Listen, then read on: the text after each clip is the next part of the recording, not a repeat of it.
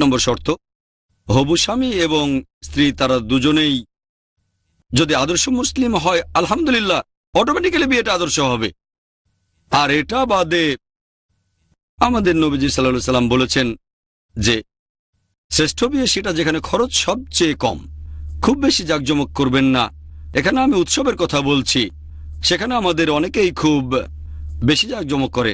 আমি বলবো বিয়ের যে উৎসব করবেন সেটা ইসলামিক হবে। মানুষজন সাধারণত এটা বলে যে অনুষ্ঠানে কেমন জাঁকজমক করব, কি খাবার খাওয়াবো, কেমন ডেকোরেশন করব। এজন্য বিয়ের প্রস্তুতি নিতে অনেক সময় 1 বছরও লেগে যায়। দেখবেন বিয়েটা যেন ইসলামিক নিয়ম কানুন অনুযায়ী হয়, সেটা যেন সিম্পল হয়। নবীজি বলেছেন শ্রেষ্ঠ বিয়ে সেটা যেখানে খরচ সবচেয়ে কম। এছাড়াও আমাদের নবীজি বলেছেন বিয়েকে এতটাই সহজ করে দাও যেন জেনা কঠিন হয়ে যায়। বর্তমানে বিয়েটা কঠিন হয়ে গেছে আর জেনা হয়েছে সহজ। বিয়ে মানে আমার কাছে কমপক্ষে 5-10 লাখ টাকা আছে, এটা একেবারে কমপক্ষে। আমার কাছে $50,000 থাকলে বিয়ে করতে পারবো, তা নাহলে বেশ কঠিন হয়ে যাবে। আর জেনা সহজ, কয়েকশো টাকা। তাহলে আমাদের নবীজি বলেছেন বিয়েকে এতটাই সহজ করে দাও যেন জেনা করা কঠিন হয়ে যায়। তাহলে বিয়ের সময় খেয়াল রাখবেন অনুষ্ঠান যেন খুব বেশি জাঁকজমক না হয়, যেন অনইসলামিক কোনো কিছু করা না হয়। আর খেয়াল রাখবেন বিয়ের অনুষ্ঠানে যেন হিজাব পালন করা হয়। দুর্ভাগ্যজনকভাবে মুসলিম পরিবারে কোনো বিয়েতে পুরুষ এবং মহিলারা সেই অনুষ্ঠানে একসাথে মেলামেশা করে, অথবা বিয়েটা করে মসজিদে, তারপর ওয়ালিমায় জাঁকজমক।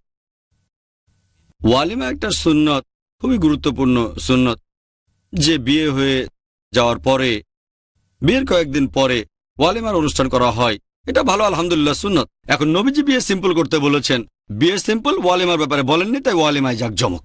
বড় কোনো একটা জায়গায় একেবারে বিশাল ডেকোরেশন, 50 লাখ 1 কোটি টাকা খরচ করে, তাহলে একটা আদর্শ ইসলামিক বিয়ের কথা যদি বলেন, হবু স্বামী স্ত্রীকে ইসলামিক হওয়ার পাশাপাশি পরিবেশও হবে ইসলামিক। পুরুষ মহিলা একসাথে মেলামেশা করবে না। অনুষ্ঠানের রিসেপশনে মহিলাদের জন্য আলাদা ব্যবস্থা করবেন, পুরুষদের জন্য আলাদা। অনেক জায়গায় মহিলাদের জন্য আলাদা রিসেপশন, পুরুষদের জন্য আলাদা, কিন্তু স্টেজ কমন।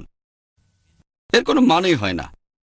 রিসেপশন আলাদা, স্টেজ কমন। একটা লোক দেখানো, আমি কত সুন্দর একটা মেয়েকে বিয়ে করছি, সবাই কাছে এসে বলবে হ্যালো, কি খবর। এমন করলে ইসলামিক হবে না। সেটা হিজাব অবশ্যই পালন করতে হবে। তাই খেয়াল রাখবেন সবাই যেন হিজাব মেনে চলে। মহিলারা নতুন বউ দেখুক, সমস্যা নেই। পুরুষরা বরকে দেখুক, সমস্যা নেই। পুরুষরা অন্য পুরুষদের দেখুক, তাতেও সমস্যা নেই। অনেক জায়গায় দেখবেন রিসেপশন আর স্টেজ দুটোই আলাদা, কিন্তু খাওয়ার সময় পুরুষ ওয়েটাররা চলে যাচ্ছে মহিলাদের টেবিলের কাছে। এটাও খেয়াল রাখবেন হিজাব যেন পুরোপুরি পালন করা হয়। এই ব্যাপারটা নিয়ে আগেও আলোচনা করে নিতে পারেন। আপনি বলতে পারেন প্রশ্নগুলো কি হবে। আমি বলবো কোন লেভেলের ইন্টারভিউ, প্রথম, দ্বিতীয় না তৃতীয়। ফাইনাল স্টেজ হলে আলোচনা করতে পারেন যে বিয়ের অনুষ্ঠান কেমন হবে, কিভাবে ইসলামিক নিয়ম কানুন মানা হবে।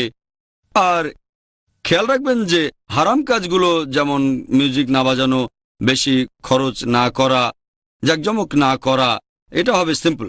আপনারা বিয়ের অনুষ্ঠান করবেন সিম্পল। তারপর খেয়াল রাখবেন দেনমোহর যেন ইসলামিক নিয়মে ধার্য করা হয়। এছাড়াও আরেকটা ব্যাপারে গুরুত্ব দেয়া উচিত, সেটা হলো খেয়াল রাখবেন যখন